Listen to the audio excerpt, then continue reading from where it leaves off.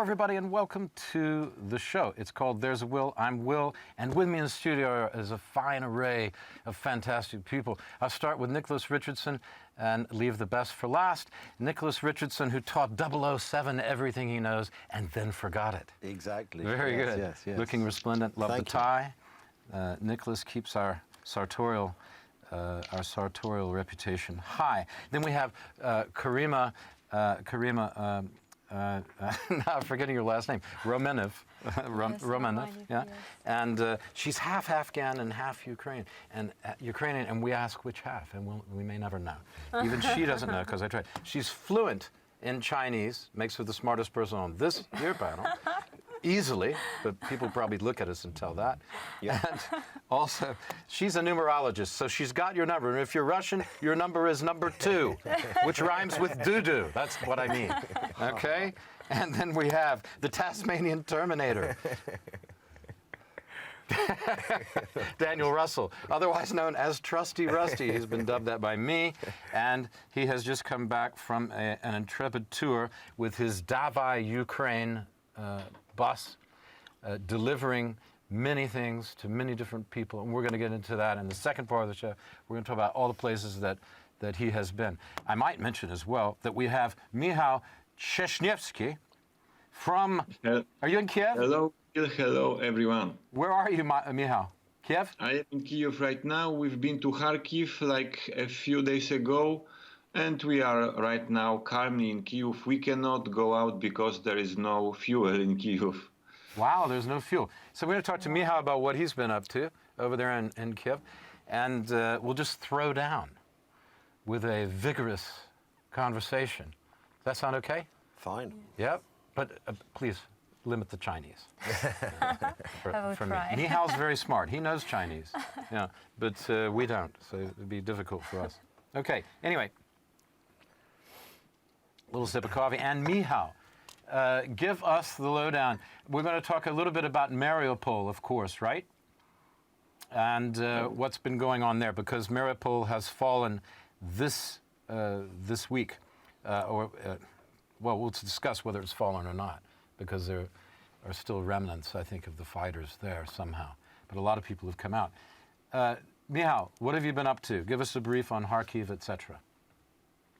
Okay, so if we are talking about the fighting areas, we can mention a few of such areas. First of all, we can start from the north. Fightings are still continued in the area of Kharkiv.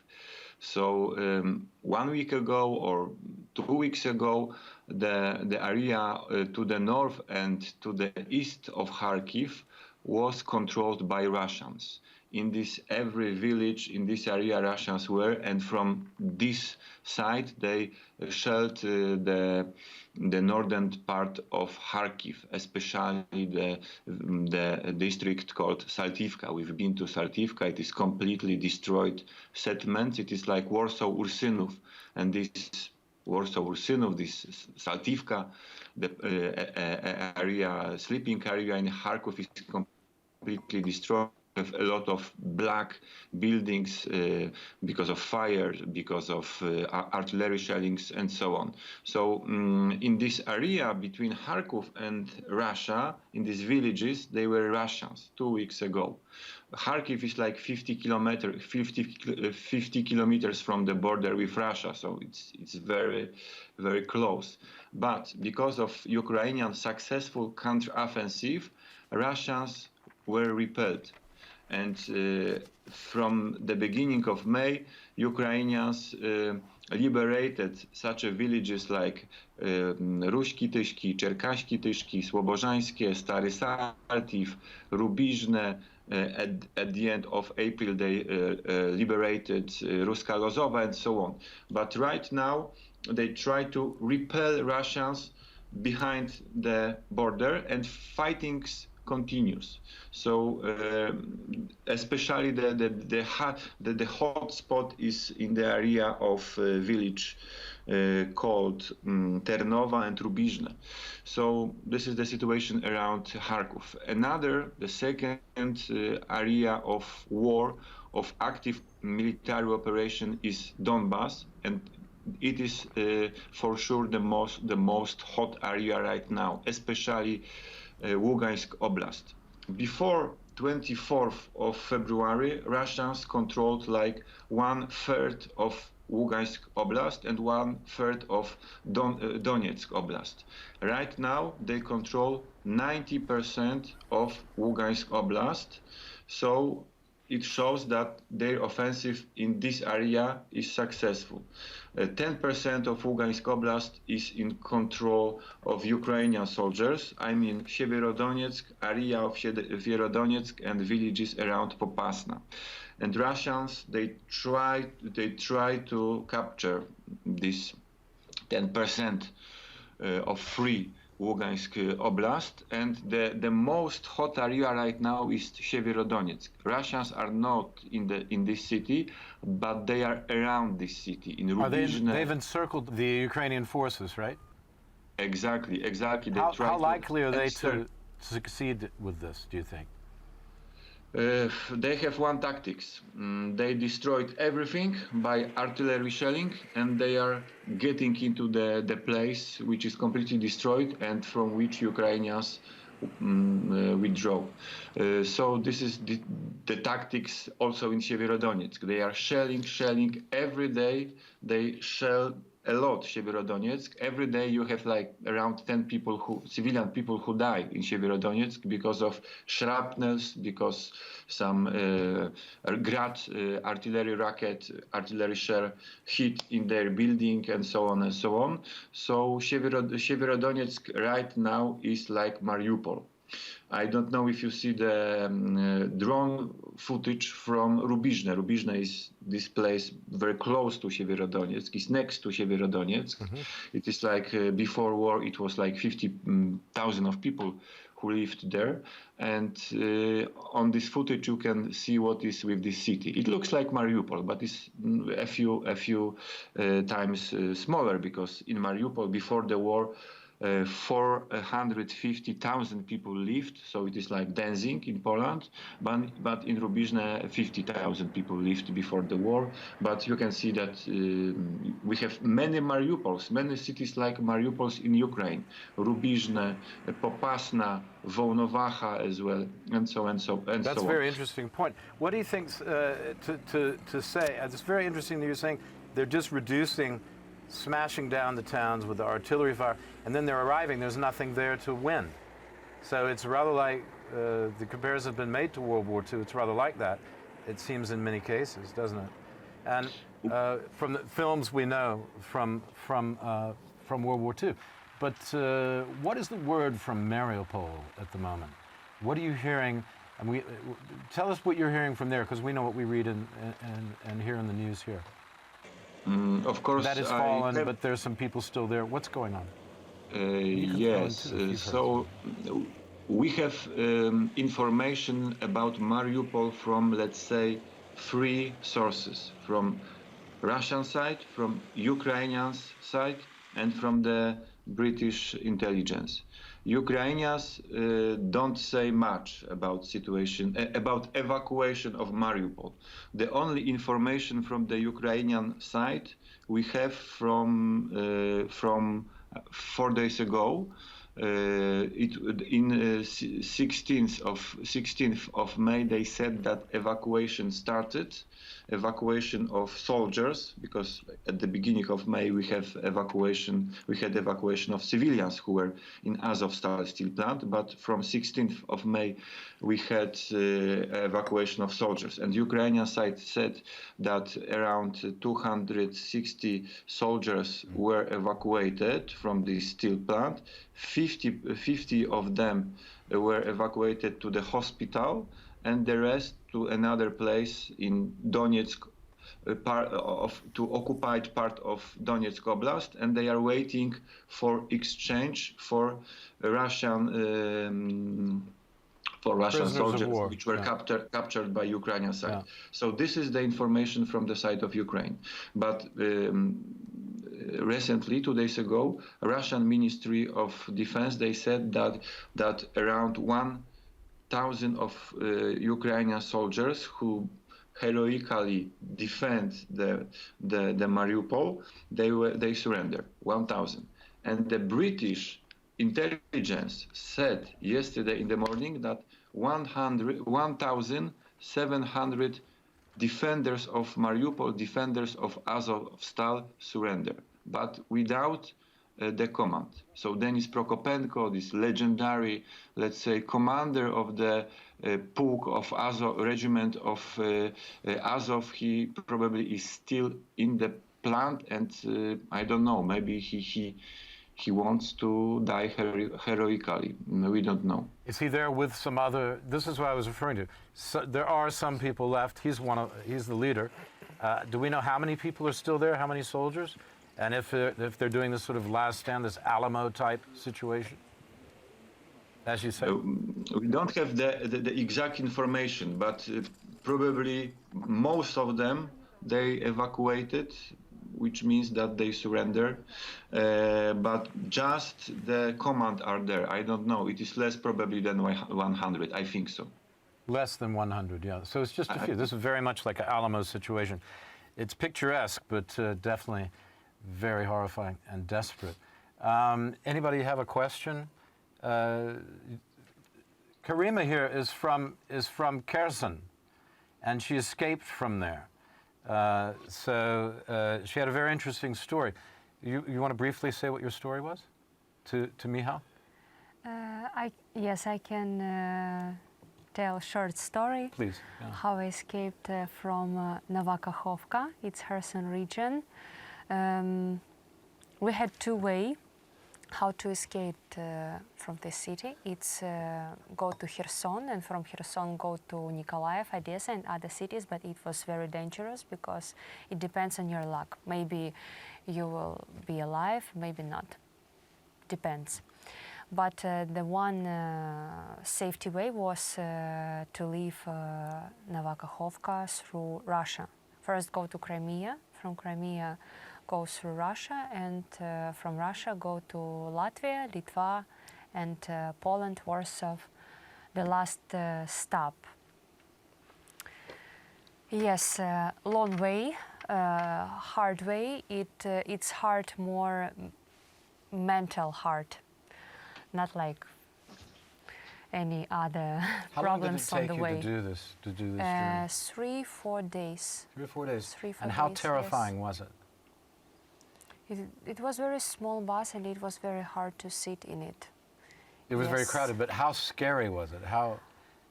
Were you Scary? terribly afraid the whole time, or? No, actually. That's interesting. Okay. Actually, no, because on. Because Russians are stupid. No, just kidding. It was. I felt scared on the border when I was talking with Russian border security. It's the only part when I felt scared. But when you just go by bus through Russia, you know they don't have fighting on Russian land. That's why it's safety. Wow. It's safer in that sense. It's Yes. amazing. What do you think of that story, Michał? Oh, it's very interesting, of course. But if we are talking about Kherson and military actions in general, I didn't hear about partisan operations in Kherson. But Ukrainian intelligence told us that in Melitopol, it is like a city in the Zaporozhye Oblast, the southern part of Zaporozhye Oblast. And just in Melitopol, because of Ukrainian partisan actions, almost 100 Russian soldiers were killed in Melitopol. And this is the information from the intelligence of Ukraine. So we can think that it is reliable. You know? So partisan actions also take part in occupied by Russian areas, but I didn't heard about partisan actions in Kherson. But in Melitopol, yes, it exists. And Melitopol, of course, just near Kherson, right? So the partisan action that people were talking about before the war began, because originally people thought it would be mostly a partisan war, because people didn't believe, there was no sense to believe that the Ukrainian army would be able to tackle the Russians and defeat them face to face, which they've managed to do. Okay, so that's really interesting information. There's been something in news report, but it's good to hear that from you on the ground there. What's your next objective this week? What are you going to do? I would like to go to Severodonetsk once again, but it's very dangerous right now because there is one road which goes from terrain controlled by Ukrainians to Lysychansk and Severodonetsk. It is like one city, Lysychansk and Severodonetsk, just the Siewierski River, Donetsk-Siewierski River divides these two parts, Severodonetsk and Lysychansk. It's very dangerous there, but we've been there 2 weeks ago, and it is extremely interesting from television point of view to be there, because people live in the basements, you have a lot of destructions, and so on, and the city is completely empty. Right now, I read on the Telegram the information from the local authorities right now. Most of the people who left there, it is like less than 50% of the normal population. They are in the big shelters organized in schools and so on by local administration. And it is information from yesterday, such a school in which 200 of civilians in Severodonetsk sheltered was hit by Russian artillery. And 2 people died. Yeah, so they don't care that civilians are somewhere. Yeah. Yeah, I mean, thank you for that. But I'm a little bit worried about approaching that particular area if it's surrounded. How likely is it, Lugansk? A lot of it is gone. How likely is Lugansk to fall? Most of it's fallen. 10%, you say, is still in Ukrainian hands. How likely is the rest of it to fall, and what's the timeline, do you think, on that? It's not so likely in the next few weeks, I guess. They want to, as you said, Will, they want to encircle the Severodonetsk, and they try to do it firstly from the north. They want to cross the Siewierski Donetsk River, and they were destroyed. You probably know these pictures of these destroyed pontoon bridges and Ukrainian units. And right now they want to encircle Severodonetsk from the south. They go from Popasna to the north. And they want to cut this road from Bakhmut to Severodonetsk. The only way to Severodonetsk from Ukrainian side, which is called the road of life, or the road of death, because it's shelled all the time. The road of life or death, we might say, right? Yes, yeah. So they want to encircle that, but it is not so probable, because Ukrainians are very tough, and right now Russians probably have these tactics about which I said. Of course, they try to encircle it and so on, but it is unsuccessful. So the first way of capturing the cities and also the Severodonetsk is to destroy everything by artillery, and then go to this destroyed city, ghost city. Right. Thank you, Michał. Did you have any question? Have you thought about going in this direction at all? How far would you go? Because you've been around the Kyiv area. We're going to get into that in the second half and give you a chance to really bring us up to date on your travels. Any comments about what he said? Was thinking about Zaporozhye, but I'd heard a few too many dangerous stories about heading there, and that got cancelled wisely, I think. I think there's a line that we should not cross, and yeah, so that's as far as I'd go. Nick, any comments or anything you want to ask Michał? Well, no, I think it's just amazing, isn't it, how well the Ukrainians are hanging on. But I mean, with Mariupol, assuming it has effectively fallen, 100 people is very brave, but it's unlikely to actually stop the Russians. Then you have the real problem in all of this is that it gives Russia this land bridge from Russia all the way to Crimea, and which is why Mariupol has been so significant, because while Ukraine has been able to hang on in Mariupol, this idea of this Russian land bridge to Crimea has not been possible. Now it might be possible. I think more important is I'm looking at it a wider issue now, because I think we've got to the stage where Ukraine can't be defeated. I think that's fair to say. It can be occupied, anyway. Yes, but it can't be defeated. That's what military analysts seem to think. But at the same time, Ukraine probably can't defeat Russia. So we're going to have this stalemate. So the question is, what do we do about this stalemate? You have these two sides now. Yeah. We're using artillery and just destroying each other, and people are suffering. But I think more importantly now, we have to look at Odessa and that region, because one of the issues, one of the side effects of all of this is the lack of Ukrainian grain exports. And there are many countries in the world, particularly North Africa, and wider field, that depend on Ukrainian wheat and Russian wheat. Now, the Russians are destroying some supplies in Ukraine. They're taking some back, of course, and they're preventing Ukrainian exports. And that's why what we should have, in actual fact now, is some sort of international operation to guarantee that Odessa stays open so that Ukrainian grain can get out. What kind of international operation? Well, I think we have to, this is go a wider picture, because of course Turkey has the power under international agreements to close the Bosphorus. So they've closed it to Russian warships, but of course they've also closed it to our warships. And we have to, and I think we've got to the point we've been supplying Ukraine with weapons, that's very good, but we can no longer sit on the sidelines. Because it's not just Ukrainian people are being bombarded, they're starving, but also now we are going to see starvation in other places. And don't forget, the Arab Spring of 10 years ago began essentially with food prices and food shortages. Food shortages, yeah. This always is destabilizing. It also led to the revolution in 1917 in Russia. But yeah, but I think the revolution in 1917 is not, with all due respect, is not a good analogy, because that wasn't really an uprising of people. That was a manipulated uprising by a small number. I wasn't making that analogy. I was only saying that hunger drives people to rebel, whatever the other reasons may be. That's the final result, isn't it, of hunger, is that people go on the streets. I mean, you look at the figures, and it's absolutely amazing. Tearing things down. How dependent we are on Ukrainian wheat, on Ukrainian sunflower oil for cooking. Some shops in the UK now are already rationing sunflower oil because they can't get supplies. I mean, yeah, well, we know that the Russians don't care much about whether their own people starve. Based on history, that was also the point. I think we've got but also, they don't care if Ukrainians starve. No, but much less, why should they care about if Africans starve? We claim that we do care about these things, and we do have, with a bit of imagination, I think, the possibility to do something about it. So the phase of standing by and saying, well, we don't want to fight with Russia, and the first phase was supporting Ukraine. The second phase was actually equipping the Ukrainian armed forces with up-to-date weapons. I was reading, for example, the British Army have been sending some brimstone missiles, which were originally designed to be air-delivered, but they've adapted them now so Ukraine can deliver these missiles from ground-based, from trucks or actually from ground-based. And these are very effective now against Russian artillery and the movement of Russians. I mean, some of these weapons are absolutely fantastic in terms of what they can do.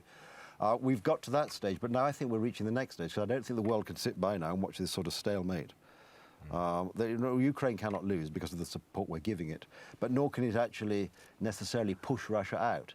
But nor can we sit back and say, okay, well, they're slogging it out, job done. We've got to think of the effect that Ukraine's inability to supply food to the world. We're running out of time. Very good. No, I'm glad I asked you, because it was very good.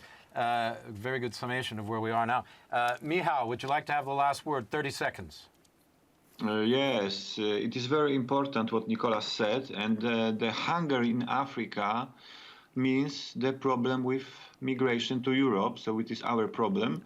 And it's maybe good to add that more than 70% of Ukrainian export went through seaside. So this is the size of the problem. Yeah, so I think what we've come to now is there's more or less of a stalemate in the war at this point. The Russians are pretty much doing at this point what they said they were going to do in the beginning, or what we expected them to do. But the biggest problem we seem to be facing is problems with food and other shortages, which are going to affect other places in the world. I must go now. Michał, thank you very much for that. We'll see you next week, I hope. And be careful where you go. Your reporting is very important. It's important that you do it and stay alive. Okay? I will. Good man. Good man. We really appreciate it. That's Michal Trzezniewski from Kyiv, our intrepid reporter over there. He's doing great things, and boy, he's somebody to admire. We'll be back with the panel after this short message.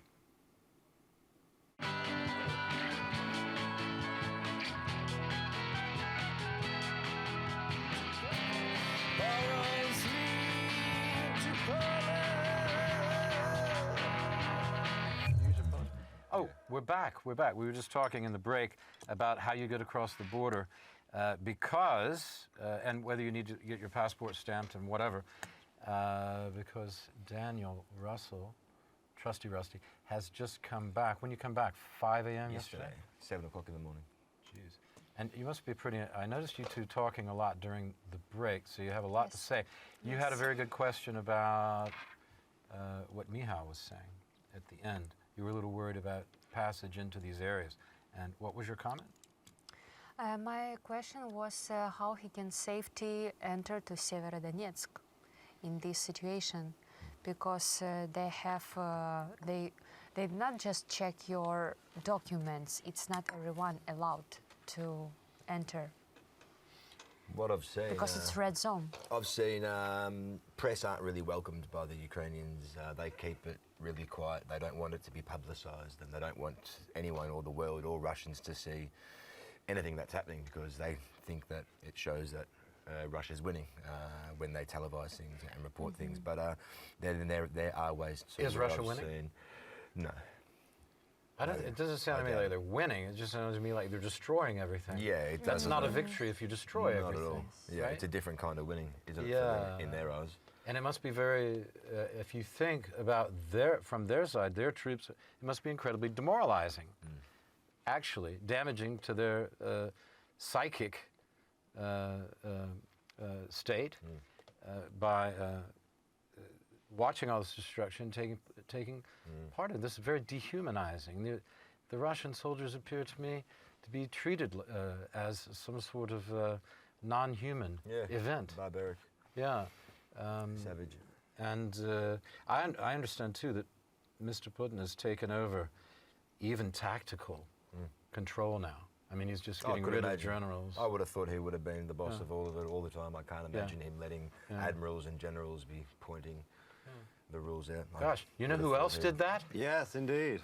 Shortly before the H-man. Yes, exactly. He whose name we must not say, of whom everyone speaks. I know him as Adolf, the tap dancer, and painter, and decorator.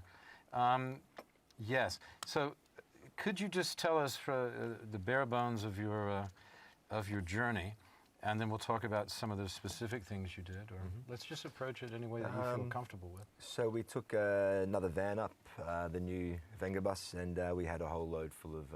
You've got a new bus. We've got a new bus. Listen, you started from zero. Yeah. And you got all these people. I'm going to say this about you. It's called Davai Ukraine. It's an incredible story, and I'm glad I was able to be with you on the first trip. Maiden voyage. And I'm glad to know you, and I think what you're doing is tremendous. There's so many people who are doing admirable things, but you got a new bus. So because renting buses was a real problem to cross the border because of insurance. It's a terrible, terrible thing. You would either get stopped at the border, turned around, turned around, or you go through and then you're worried the whole time if something happens, I'm going to owe $30,000 for this car, right? They were stealing them as well. They were, yeah. We got accused of stealing a rental. Or people were driving them over and then not returning them to Poland, whoever those people were. I mean, I don't know if it's true or not. I haven't seen the proof, and I'm no Perry Mason. You may have thought I was, or even a Sherlock Holmes, or a Murder She Wrote. You may have thought. Not even Angela Lansbury. Angela Lansbury. No? Although I've been known to look good in pumps. Cluedo. Yeah. Pumps or high-heeled shoes. Yeah. Okay. Karina, did you have something else you wanted to ask him about? With the because you had something you wanted to send over. Yes, I want to ask you about delivery. Now I'm volunteering in Taiwanese Buddhist charity foundation. It calls Tzu in English, 组织. Yes, and we have 200 blankets. It's very big, very, very big blanket. And I want to send these 200 blankets for Ukrainian who still live in underground. In Kharkov, is it possible to Severodonetsk, Lugansk? I don't know. I'm not sure. because to live in underground, it's too hard. Oh, it'd be shocking. It's too hard. And the most terrible, it's even not the question of food, it's the question of cold. it's too cold. Yep. Yes. And I tried this blanket. It's really very warm, and it's ecological blanket because they did one blanket from The whole war is 11 unecological. plastic- I'm glad the blankets do their part. Yeah, the from war is the most plastic destructive blankets. thing. It's totally non-ecological. Anyway, but the blankets It's are not a- ecological it's about and blanket. vegetarian. I don't think Yes. they'll give them back. They're made with non-animal fibers. It's And very I good. want so much the people we can who get them live there. there So can we've get got warm. buses He's that gonna go help to you out. Zaporozhia all the time. And once they get to Zaporozhia, the 59-seat buses are huge. So we can fit more than you need. And then they get distributed. 1,000 at least. Yeah, He's gonna help you out. yeah. He's gonna help you we'll, out. We'll The chat Buddhists finer come to the details rescue. later. Давай Україна. I love it. Слава Україні. You made a deal here. It's fantastic.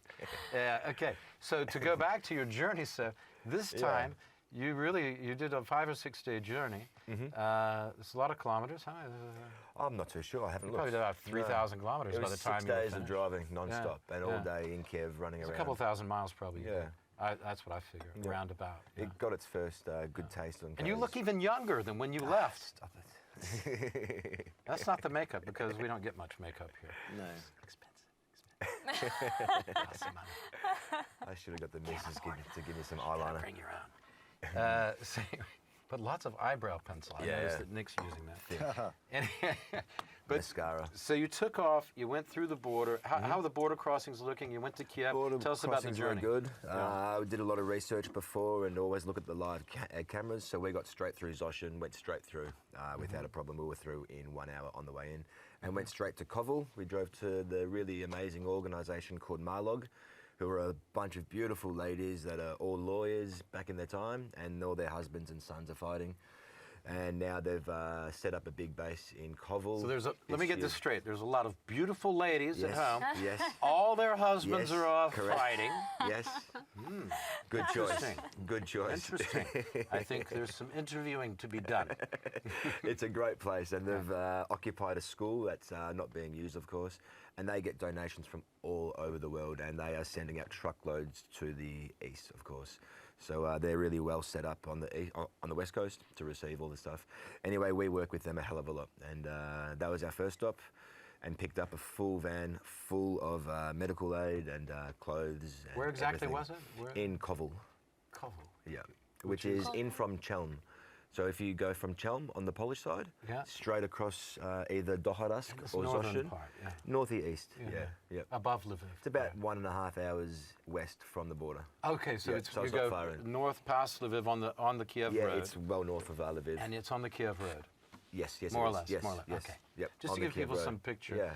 Get It's out a on that map. trajectory. They need to get out a map and they need to look because that Kiev road runs from. That's a great road too. Yeah, it's a mind good you. road because Yeah. they built it for the football championships Okay. in 2012. Okay. It was christened, right?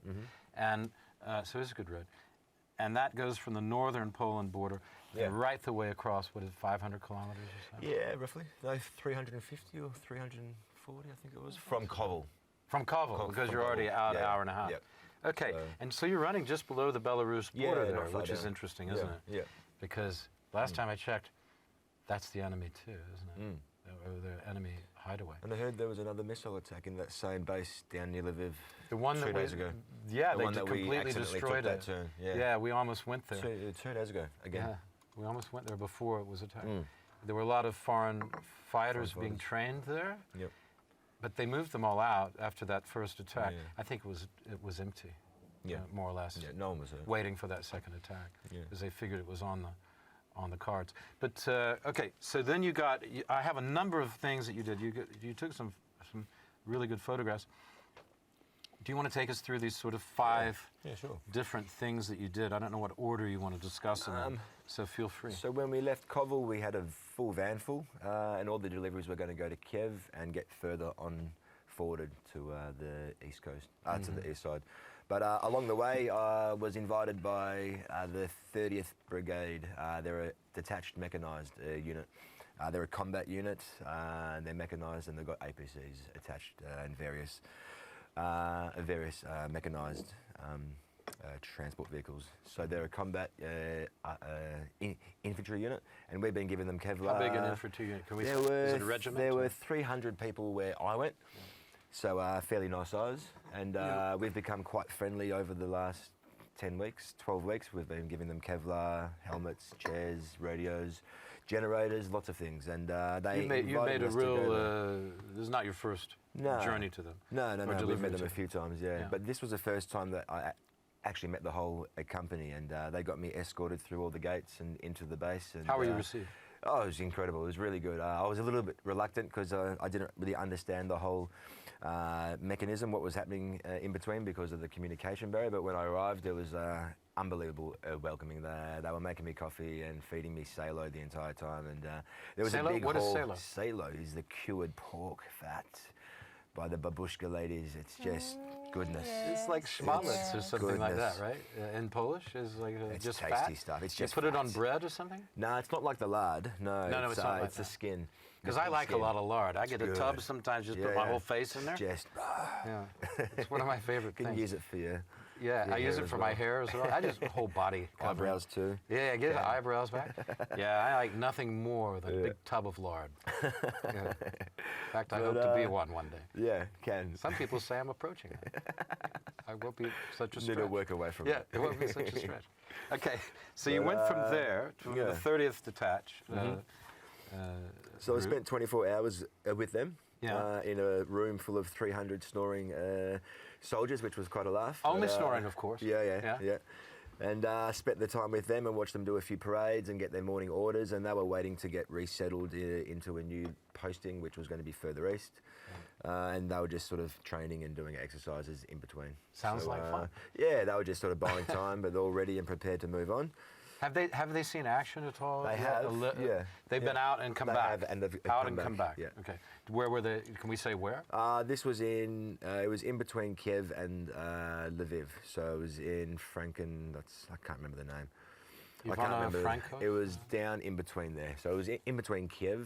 It was about 200 Ks, it was about 100 That's Ks north, west of Kyiv. Okay. Oh, right. Yeah. That's where they were. Yeah. And then they came back. No, this is where they were. They're when still I, there just now. I visited them, yeah. So you were way out there. Yeah. This was You were in close the to bush. Kharkiv or something. This was a road that you don't want to go down. Potholes That's amazing. and not cool. This was this nearly ruined the van trip with suspension and undercarriage Gosh, problems. you've gone that far. Yeah. Yeah. But you have army background as well. It's not your Yeah, a first little bit. rodeo. Yeah, a long time ago. You were in some. I went and saw some warlike scenario in East Timor in 1999, but it was very tame. It was more peacekeeping. Yeah, but. But I have seen some action, yeah. Yeah, and you're used to being around that Yeah, sort of thing. yeah, exactly, it helps. And the military. Yeah, you know definitely. the protocols. Yeah. What about some of the other things? We've got about 10 minutes left. What about the Kyiv refugees? So the end of the trip was planned to always bring back some refugees, of course. Because Going what's there the with a point full of van. going without bringing want to people come back? back with a full van Yeah, as well. you want to do that. Yeah. So, Even when we reported on the border, Yeah. we brought people Absolutely. back. We didn't interview them or anything, but we brought people It's a back. waste otherwise. Yeah. Yeah, you can really maximise every trip. So Every trip, it's we had little 4 lovely boats. ladies. Yeah, it was a really good trip. Isn't that great? Yeah. We had 4 lovely ladies, a mother and daughter, and then 2 other older ladies who were friends. They were all from Kyiv, from the devastated regions as well. And they were all set up on UK programs. So they're here now. Actually, I put them in my apartment last night. I'm sorry, Because you were didn't give me the supposed to go, key. but I was out of town It's okay. and I got too late. We were supposed to stay in my place. We haven't had Which our I was happy apartment to do. for 3 months, so what's an I extra was 3 away. days? Yeah. I'm sorry about that. No, it's I all owe good. you one. We got them in an Airbnb now. I forgot that we get the free Airbnbs from some lovely Airbnb volunteers. Oh, I They didn't give know. them to Okay. us for 3 nights Yeah. for refugees. Actually, yeah, I didn't know there was some policy about I forgot about but it. it's, Yeah, it's still working. So there, I put them in there last night. So you just went to Airbnb and said, where are the freebies and threw them in? Yeah, we just met You this didn't lady. throw them in. No, it was You like a took 'em gentle there little. Yeah, and gently yeah, that's it. Ushered. go to bed, Bob. Yeah, exactly. Yeah, so they're on the Sweet. way to the UK. They've got visas and sponsorships arranged, and they had all that pre-arranged. But we stopped off for a lovely photo shoot along the way Yeah. from Kyiv in the yellow flowers and the blue sky background, which was really nice. Oh yeah, we'll have to do some shoots when we go. Yeah, We're going to for go in sure. June at the end of Definitely. June. Yeah. and we'll do a show from there. Yeah. Nick, you're going to have to take the seat here. Okay. Unless you want to come with us. I don't think you can. You have other obligations.